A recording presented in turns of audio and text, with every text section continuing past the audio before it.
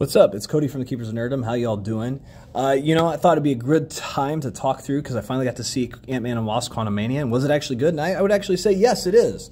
It's one of those movies that if your expectations are talked down, which ours kind of were, we heard it was just not going to be great, and then we got there and found out, this is actually a ton of fun and we enjoyed it, but I think it was because, in part, our expectations were lower. Overall, this is a fantastic, just fun film. I don't know that it moves the plot as far as everything hopes, but it opens the door to a lot of plot points, which are really fantastic. There's gonna be a lot of spoilers as we go through this, so just keep that in mind. We're gonna run through this pretty quickly. Was it good though? I'd say yes. We had a good time. We enjoyed it. Everything was, for the most part, functioning. There were some small issues or things that needed to be addressed. First off, there's Scott Lang. He's once again the goofy, crazy, not very serious, lovable person, right? I will say, Paul Rudd's just starting to finally show some age somehow. Like, the man just doesn't apparently age much at all, and now he's just finally starting to a little bit. But he just plays the role of Scott Lang once again fantastically. As much as it's an Ant-Man and Wasp movie, it's more a focus on family as in general, and I think that's okay. It makes it for a fun adventure, right? Yeah, he does a good job of being, what's his main focus in this film? Being there for his daughter, period. Like, that is the main focal point, and it works. It works absolutely fine. And that's what makes a lot of fun here, right? That things are just hilariously good antics. One of the characters I don't think's very well utilized overall, but yet she's present there is Hope Van Dyne, Evangeline Lilly, I believe, is the actress here. As me and my friend left the theater, we were just talking about how, haircut just didn't really help anything. It was just kind of bizarre. Like, I don't know why they chose that for her, because it just doesn't help her. But it's also an interesting thing, like, the actress has just, in between these movies, aged comparatively to Paul Rudd quite a bit. And it's just interesting. Like, she does a great job as far as her character in the film, but she's not given a whole lot either. So she's one of those that's present, right, and action scenes and whatnot, but unfortunately it felt like they just didn't know exactly what all to do with her, but yet it is, again, more of a family movie because the movie's also focusing in on the Pims, Hank and Janet, the older of the crew, and they're a fantastic part of the puzzle because they're such a dynamic, interesting, integral part, but yet, again, they're background characters until they're not. And Janet's intentionally a background character until she's not because she doesn't tell people very much stuff. And that's like a really frustrating part of the movie because she doesn't warn anybody about Kang, about what's down here, about the issues that she's seen for 30 years, and she tells nobody anything because she just hopes that telling them nothing will keep everybody safe. And I get that, but it's also, it creates a very serious danger, right? And we see the danger lived out because it gets bad. And so she causes a lot of the problems by just not explaining because this is, Cassie apparently has built or at least with the help of others, built a quantum radar type thing to scan and explore down below in the quantum realm. And this is the biggest issue I think in the whole movie, other than maybe Kang's power source for his ship. They somehow, like the other Kangs, left him that. Like, I'm sorry, but if you've got a person that can apparently live forever, he's going to be able to figure out how to repair it at some point and then has someone else actually help repair it. And what a weird mess. What a weird mess. Cassie is very interesting here, though, because apparently now she's like a genius, and nothing that we've ever seen in any of the other films have indicated she's genius-level intellect, which just makes it really hard to believe, but it's something Marvel has been doing lately a lot of, which is just strange, that they just make everything so... With things like this, can be just a little silly, because it's just goofy whenever you go, this is a teenage girl that has no indication from what we've seen the ability to be a genius level intellect, but now she's also building a quantum device that can go down to the quantum realm and study it to some extent, right? To like peer into it. Weird. Yeah, and she's very, different, and we also see like somebody gave her a suit of the family. Our theater actually had the movie actually crash out for a minute or so right at the point when they were explaining some of these pieces, which was really frustrating.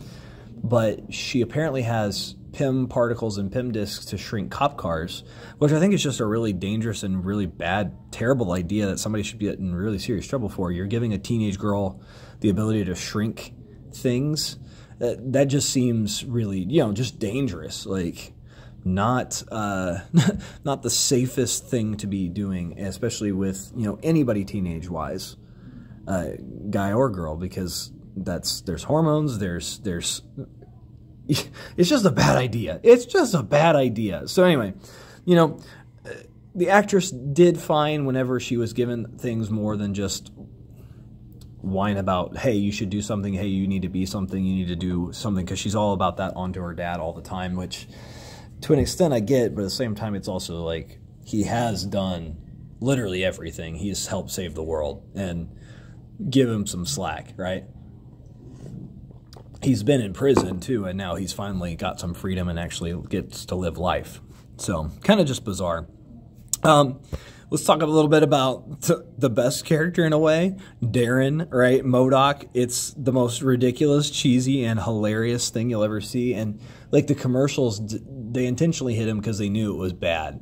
And it is, but yet the movie itself plays it as it is bad, and we all know it, and we all acknowledge it, and we all know it's just ridiculous. And yet they lean into that and just run with it. And honestly, we kept coming away just going, this is so funny, because it's not as much as they go, oh no, because he's got like crazy powerful weapons.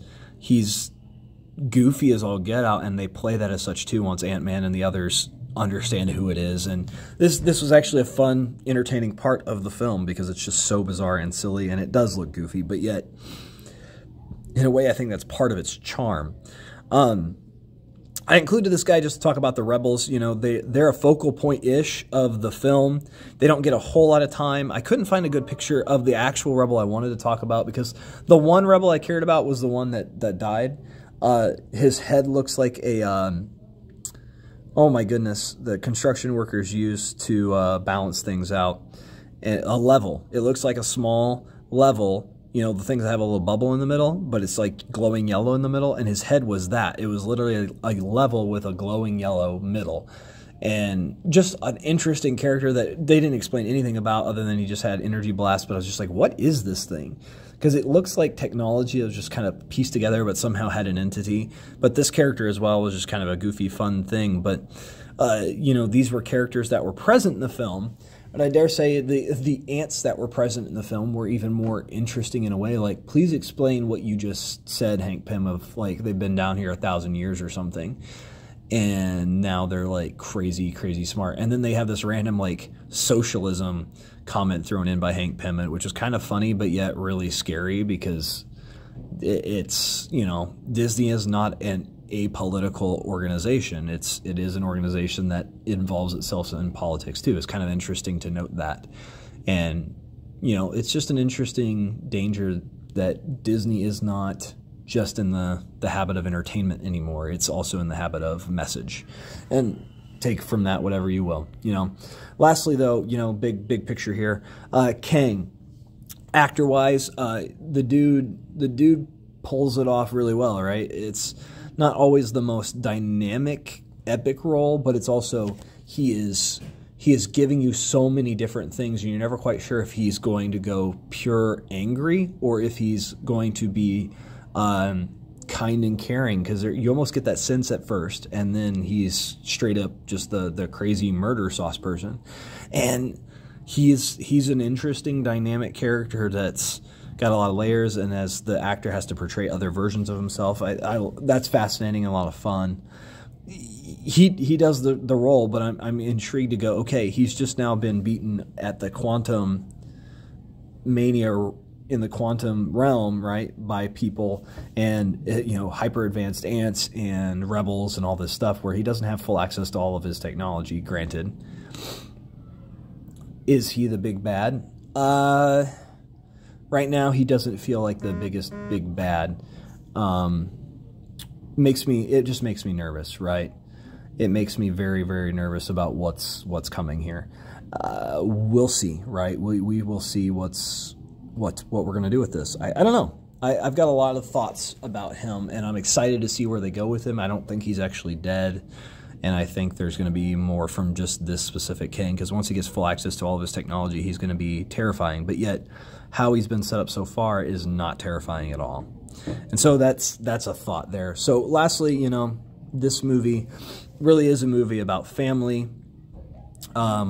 They've had to age Cassie Lang up quite a bit over the years really fast, just so that way they can put her in as an actual character and use her for Young Avengers or whatever they're going to do.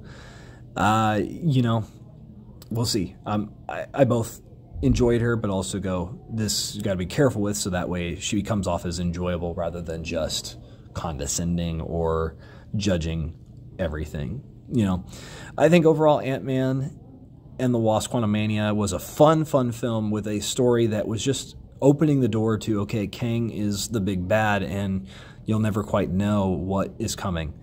Let me know down in the comments below what you think of the movie. Have you seen it? Like, what was your favorite part, your character, you know? How much was MODOK or Darren your fascinating journey through the thing? Because yeah, for me, again, he's just such an interesting character because he's looking for purpose again. And it's you almost get this feeling like something's wrong with him, like he's been brain damaged or something, because the way he talks from where he was in the original film, you're like, he's not normal anymore. Like, something's wrong beyond just the physical. Like, something mental has happened. So anyway, I've been Cody from the Keepers of Nerdom. Take care and have a good one. Bye.